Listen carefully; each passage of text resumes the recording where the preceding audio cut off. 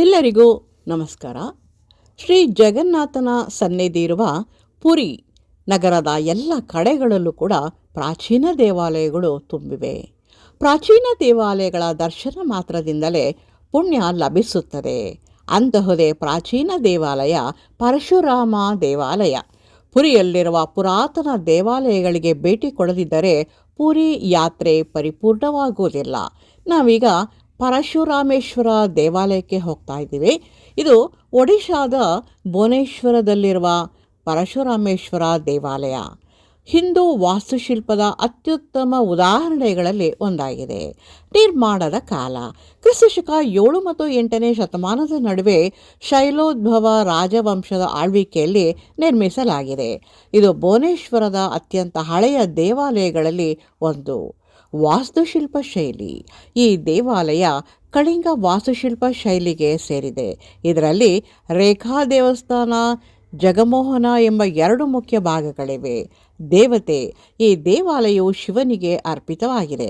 ಗರ್ಭಗುಡಿಯಲ್ಲಿ ಶಿವಲಿಂಗವಿದ್ದು ದೇವಾಲಯದ ಗೋಡೆಗಳ ಮೇಲೆ ಶಿವನ ವಿವಿಧ ರೂಪಗಳನ್ನು ಕೆತ್ತಲಾಗಿದೆ. ಆ ಕೆತ್ತನೆಗಳು ಅತ್ಯಂತ ಸೂಕ್ಷ್ಮವಾಗಿ ಬಹಳ ಸುಂದರವಾಗಿ ಕೆತ್ತಲಾಗಿದೆ. ವಿಶೇಷ ಕೆತ್ತನೆಗಳು. ಗೋಡೆಗಳ ಮೇಲೆ ಸಪ್ತ ಮಾತೃಕೆಯರು, ಬ್ರಾಹ್ಮಿ, ಮಾಹೇಶ್ವರಿ, ಕೌಮಾರಿ, ವೈಷ್ಣವಿ, ವರಾಹಿ, ಇಂದ್ರಾಣಿ ಮತ್ತು ಚಾಮುಂಡಿ. ಗಣೇಶ ಹಾಗೂ ಕಾರ್ತಿಕೇಯ ಮತ್ತು ನಟರಾಜನ ಸುಂದರವಾದ ಕೆತ್ತನೆಗಳಿವೆ. ಐತಿಹಾಸಿಕ ಮಹತ್ವ.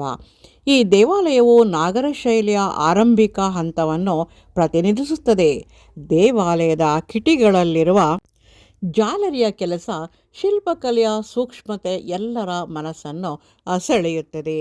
ನಾವೀಗ ಆ ದೇವಸ್ಥಾನದ ಸುತ್ತಲೂ ಇರುವಂತಹ ಆ ಶಿಲ್ಪಕಲಾ ಸೌಂದರ್ಯವನ್ನು ನೋಡ್ತಾ ಇದ್ದೀವಿ.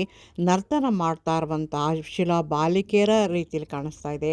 ಮತ್ತು ಅದ್ಭುತವಾದಂತಹ ಆ ಕೆತ್ತನೆಗಳು. ಮತ್ತು ಇಲ್ಲಿ ಶಿವಲಿಂಗ ಎದುರಿಗೆ ನಮಗೆ ಕಾಣ್ತಾ ಇದೆ. ಇಲ್ಲಿ ಸಣ್ಣ ಸಣ್ಣದಾಗಿ ಶಿವಲಿಂಗಗಳ ಜೊತೆಗೆ ದೊಡ್ಡದಾದಂಥ ಒಂದು ಶಿವಲಿಂಗವನ್ನು ಕೂಡ ನಾವಿಲ್ಲಿ ನೋಡ್ತಾ ಇದ್ದೀವಿ. ಇದು ಬಹಳ ಗಮನವಿಟ್ಟು ನೋಡಲೇಬೇಕಾದಂತಹ ಒಂದು ಶಿವಲಿಂಗದ ಒಂದು ಶೈಲಿ. ಇಲ್ಲಿ ಗಣೇಶ, ಕಾರ್ತಿಕೇಯ ವಿಗ್ರಹಗಳು ಅತ್ಯಂತ ಅದ್ಭುತವಾಗಿ ಕೆತ್ತನೆ ಕೆಲಸವನ್ನು ಮಾಡಿಕೊಂಡಾಗಿ ಕಾಣಿಸ್ತಾ ಇದೆ. ಮತ್ತು ಇಲ್ಲಿ ಸಪ್ತ ಮಾತೃಕೆಯರ ವಿಗ್ರಹಗಳನ್ನು ಕೂಡ ನಾವಿಲ್ಲಿ ನೋಡ್ತಾ ಹೋಗ್ಬೋದು. ಸಪ್ತ ಮಾತೃಕೆಯರಿಂದ ಈ ಒಂದು ಇಡೀ ದೇವಸ್ಥಾನ ಕೂಡ ಅತ್ಯಂತ ಕಳೆಗಟ್ಟಿದೆ ಅಂತ ಹೇಳ್ಬೋದು. ಮತ್ತು ಅಲ್ಲಿರುವಂಥ ಹೂವಿನ ದಳಗಳು, ಹೂಗಳು ಮತ್ತು ಆ ಒಂದು ಚಿತ್ತಾರಗಳು ಕಣ್ಮನವನ್ನು ಇಲ್ಲಿ ಸೆಳೆಯುತ್ತವೆ. ಎಷ್ಟು ನೋಡಿದರೂ ಕೂಡ ನೋಡಲೇಬೇಕೆನ್ನುವಂತಹ ಒಂದು ಬಯಕೆ ನಮ್ಮಲ್ಲಿ ಉಂಟಾಗುತ್ತದೆ. ಜೊತೆಗೆ ಇಲ್ಲಿ ಪಾಸಿಟಿವ್ ವೈಬ್ರೇಷನ್ ಇರೋದರಿಂದ ಆ ದೇವಾಲಯದಲ್ಲಿ ಒಳಹೊಕ್ಕರೆ ನಮಗೆ ಒಂದು ಮನಸ್ಸಿಗೆ ಅತ್ಯಂತ ಶಾಂತಿಯ ಒಂದು ಮನಸ್ಥಿತಿ ಉಂಟಾಗುತ್ತದೆ. ಅತ್ಯಂತ ಅದ್ಭುತವಾದಂಥ ಒಂದು ದೇವಾಲಯ. ನೀವು ಪುರಿ ಜಗನ್ನಾಥ್ಗೆ ಹೋದಾಗ ಈ ದೇವಾಲಯಗಳನ್ನು ಖಂಡಿತ ನೋಡಬೇಕು. ವಂದನೆಗಳು.